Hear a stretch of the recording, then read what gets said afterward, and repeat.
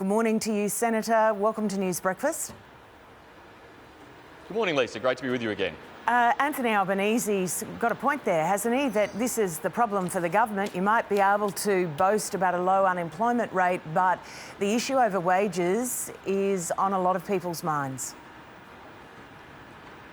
Well, Lisa, we know that for some these are challenging times, and certainly internationally there are huge inflationary pressures reverberating right around the world. You saw overnight the UK record an inflation rate around 9%. Now that is having big impacts in different nations. Australia is withstanding those far better than most others in the US or the UK, Canada or New Zealand, Germany or Italy, for example.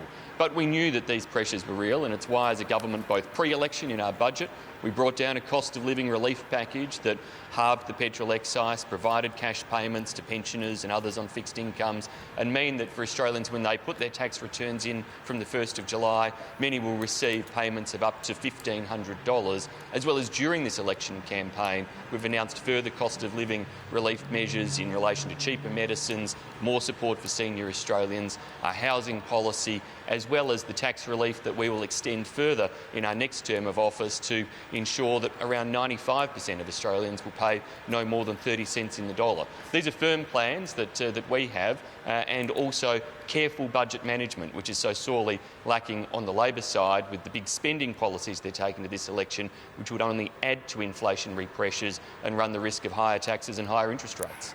Senator Birmingham, that's the pitch that we've been hearing throughout this campaign from you, but as the last number of people go to the polls on Saturday, and already possibly up to half of Australian voters may have voted before Saturday, they're still talking about cost of living, wages, and wondering whether they are actually better off under your government. Well, Lisa, it's not just a pitch. They're clear plans and policies that we've announced, and so we've been implementing them. Indeed, Australians would be around $50 a week worse off if it weren't for the cost of living relief, the tax relief that we'd provided already. That tax relief in terms of cuts has flowed through, and the Labor Party initially resisted that and had to be dragged kicking and screaming to accept it. So people should know that under the Liberal and National parties, they can always rely on us to pursue lower taxes, to put more dollars and let people keep more of what they earn where possible. But when are they going to be earning pretending, more? As Anthony Albanese does. When are they going to be earning more? Well, Lisa, firstly, take-home pay is what matters to people's ability to meet cost of living pressures, and that's why having lower taxes matters. Under us, we've managed to ensure real wages growth in all but one of our years in government. The previous Labor government had real wages go backwards in 3 out of 6 years that they were in power. So there's no magic wand that can be waved around on these issues as Anthony Albanese pretends. What you have to do is, as we are, invest in making small businesses grow and support their profitability and viability. That's why our plans include policies for them to invest more in the skills of their workforce, in investing in technology, so they can be more profitable and afford to pay those wage increases. No point having the types of policies as Labor does that wants to just try to force wages increases through, which may well see those businesses sack staff. We want to ensure we have the strongest possible jobs growth, and today we will see unemployment data demonstrating once again how well Australia is doing. In the US, you've got around 1.5 million more people unemployed than was the case pre-COVID.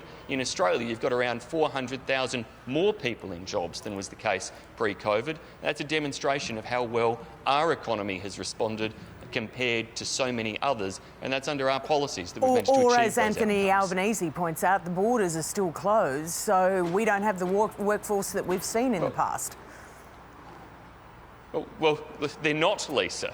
They're not. It's another thing he's gotten wrong. I heard him say that on your program just before, but Australia's international borders have been open for some months now. So add that to the list of him not knowing the unemployment rate, not knowing the interest rates, not knowing his own disability policy. We don't have the not workers here. We don't have the international workers here.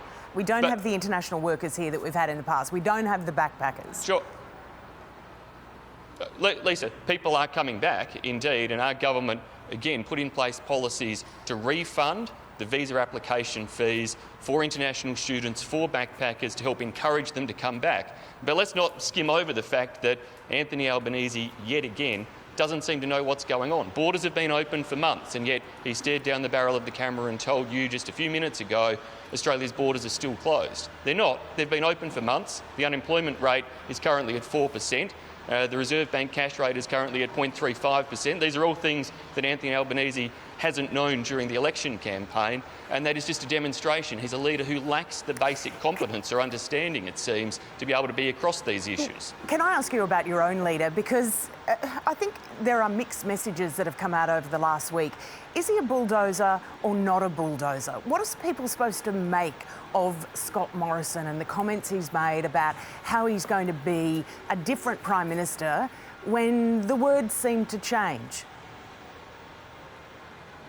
Lisa, Scott Morrison is a leader who gets things done when they have to be done, and through the global pandemic and some of the crises we've faced, when necessary, yes. And indeed, we need leaders who both understand economic management, know the details of our economy and of their policies, as well as who can get things done when necessary. But I think what he's also tried to demonstrate and to highlight is that he hopes that other policies, other areas of interest can get more attention over the next few years. I've seen how closely Scott Morrison has personally worked on policies around suicide prevention and growing our investment in mental health.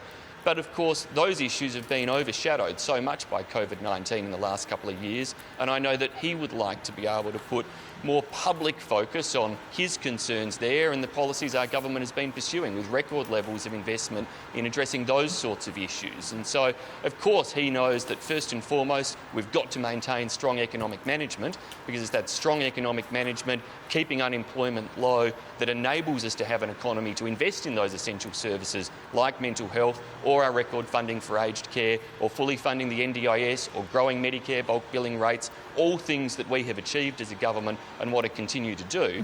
But you've got to make sure you have strong small businesses and growing employment to be able to do that. We'd like to ask the Prime Minister himself those questions. As the campaign spokesman, you've been available for us. We've constantly asked and invited the Prime Minister to come on the program.